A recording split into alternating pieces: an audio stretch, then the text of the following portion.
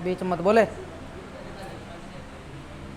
हाँ देखो रे, ये एक और भी शानदार एक प्रश्न है, न्यूमेरिकल है। देखो, समतल दर्पण द्वारा उत्पन्न आवर्धनता +1 है, तो इसका क्या अर्थ है?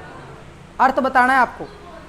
यानी एक समतल दर्पण है और समतल दर्पण द्वारा उत्पन्न आवर्धनता +1 है, इसका क्या अर्थ है? इंग्लिश में भी सुन लो। यानी कोई प्लेन मिरर है और प्लेन मिरर के द्वारा जो मैग्निफिकेशन आ रहा है वो +1 आ रहा है। क्या आ रहा है? +1। तो इसका मीन बताना है कि मीन क्या है, इसका मीन क्या है। तो सबसे पहले हम समझते हैं प्लेन मिरर होता क्या है।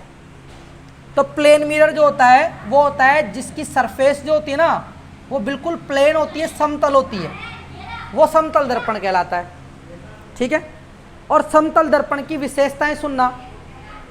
विशेषताएं होती है कि बिंब जितनी दूरी पर होता है ना, ऑब्जेक्ट जितनी दूरी पर होता है, जैसे मान लो आप सुबह नहा धो के कांच के सामने खड़े होते होंगे, क्योंकि अपन तो कांच ही बोलते हैं, दर्पण थोड़ी बोलते अपन। क्या बोलते हैं? कांच। तो कांच के सामने जब आप खड़े होते हैं ना, दर्पण के सामने जब खड़े होते हो, और वो दर्पण होता है समतल दर्पण। तो जैसे आप खड़े होते हो तो आप देखना जितनी दूरी पर आप होते हो ना, आपको लगता है कि दर्पण में आप उतने ही पीछे खड़े हो। अगर आप थोड़ा सा आगे बढ़ोगे तो ऐसा लगेगा कि वो भी आगे बढ़ रहा है। तो दूरी अगर यहाँ पे कम हुई तो दर्पण के पीछे भी दूरी क्या हो जाती है? कम। तो दर्पण की एक विशेषता तो ये हो गई कि बिंब जितनी दूरी पर होता है प्रतिबिंब उतनी दूरी पर दिखाई देता है।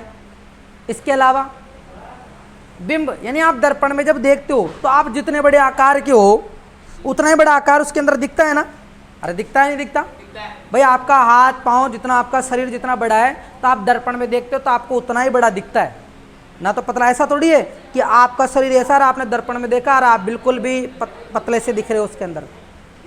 यानी जितना बड़ा आकार होता है उतना दिखता है ना। तो हमारे यहाँ पर ये विशेषता काम आएगी कि बिंब का आकार जो होता है ना, जितना बड़ा होता है ना उतना ही बड़ा, यानी बिंब का आकार बराबर होता है प्रतिबिंब का आकार। बिंब का आकार जो होता है ना वो बराबर होता है प्रतिबिंब के आकार के। केवल और केवल किसमें? केवल और केवल किसमें होता है ये? समतल दर्पण में। अवतल में और उत्तल में इनमें नहीं होता है ये, केवल इसमें होता है प्रतिबिंब का आकार। यानी दोनों क्या हैं? बराबर। दोनों क्या हैं? बराबर। बराबर होने का मतलब बिंब का आकार मतलब अपन ने बोल दिया h, और प्रतिबिंब के आकार को क्या बोल दिया? h dash. तो h और h डैश दोनों क्या हैं? बराबर। और हम जानते हैं कि आवर्धनता जो होती है, आवर्धनता m बराबर h डैश बटा h होती है। और होती है नहीं होती?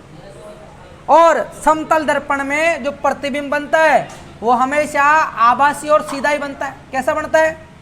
आभासी और सीधा, वर्चुअल एंड डायरेक्ट बनता है।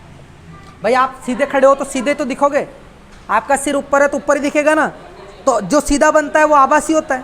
तो आभासी और सीधा बन रहा है, और आभासी और सीधा बन रहा है तो इसका मतलब क्या हुआ? अगर ये दूरी, ये वाली दूरी आप h डैश इसकी बात करोगे तो ये भी ऊपर और ये भी ऊपर, तो दोनों चिन्ह काहे में आएंगे? प्लस में। अरे दोनों चिन्ह काहे में आएंगे? तो ये दोनों बराबर h डैश बराबर h है और h डैश बराबर h है, तो ये भी प्लस में और ये भी प्लस में। तो h डैश की जगह मैं क्या लिख सकता हूँ? h। तो ये हो जाएगा h बटा h। h में h का भाग लगाऊंगा तो कितना आएगा? 1। और चिन्ह किसका है? प्लस का 1। क्या है? प्लस का 1। तो आवर्धनता कितनी होगी? प्लस के 1 होगी। h डैश भैया h के बराबर है ना, तो h डैश h के बराबर है, तो मैं h डैश की जगह h लिख सकता हूँ ना। तो h बटा h कटा तो कितना आया? 1। हाँ, तभी तो पता चल रहा है कि आवर्धनता 1 आ रही है। भाई बिंब h डैश अपॉन h है, आप h की जगह h डैश लिख सकते हो, तो h डैश से h डैश कटेगा तो भी वही है, चाहे कान इधर से पकड़ चाहे इधर से पकड़, एक ही बात है। हाँ, वो प्रतिबिंब दूरी बिंब दूरी में काम आता है। ये आता है किसमें? ऊंचाई में। हमें तो ऊंचाई से मतलब है ना। बिंब का आकार, साइज और प्रतिबिंब का दोनों बराबर बराबर है, तो बराबर बराबर में 1 आ गया। तो हम क्या कहेंगे? हम कहेंगे इसका आंसर, ये तो समझने के लिए था, आंसर क्या होगा? देखो इसका आंसर क्या होगा? इसका आंसर आप लिखोगे प्लस से आपको क्या पता लगा?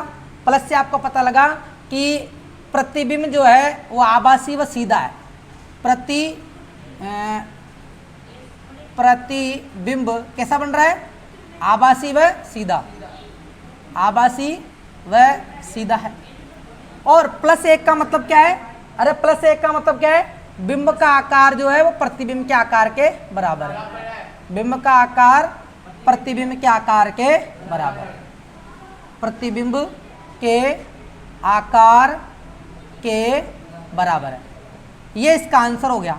और बाकी अपन ने यहाँ पर समतल दर्पण की कुछ विशेषताएं जान ली। और क्या क्या विशेषता जान ली? कि बिंब जितनी दूरी पर होगा प्रतिबिंब उतनी दूरी पर बनेगा। तो इसी में देखो एक प्रश्न और क्लियर करूं। मान लो अगर आपको कह दे कि बिंब 5 सेंटीमीटर की दूरी पर रखा हुआ है या 5 मीटर की दूरी पर है, तो बताओ प्रतिबिंब कितनी दूरी पर होगा? बोलो।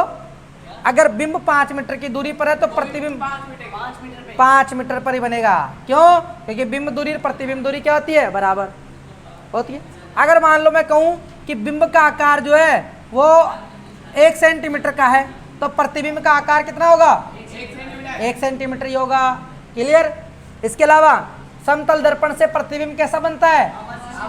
आभासी व सीधा बनता है। आभासी और सीधा, इंग्लिश में बोलेंगे वर्चुअल एंड इरेक्ट। तो अपन ने इस क्वेश्चन से इसका आंसर भी लिख दिया और समतल दर्पण के बारे में भी जान लिया। और याद कर लेना, समतल दर्पण की आवर्धनता हमेशा कितनी होती है? 1। कितनी होती है? 1। और वो भी किसमें? प्लस में, धनात्मक होती है। और धनात्मक है तो इसका मतलब प्रतिबिंब कैसा बनता है? आभासी और सीधा। समझ में आ गया क्या? जब हम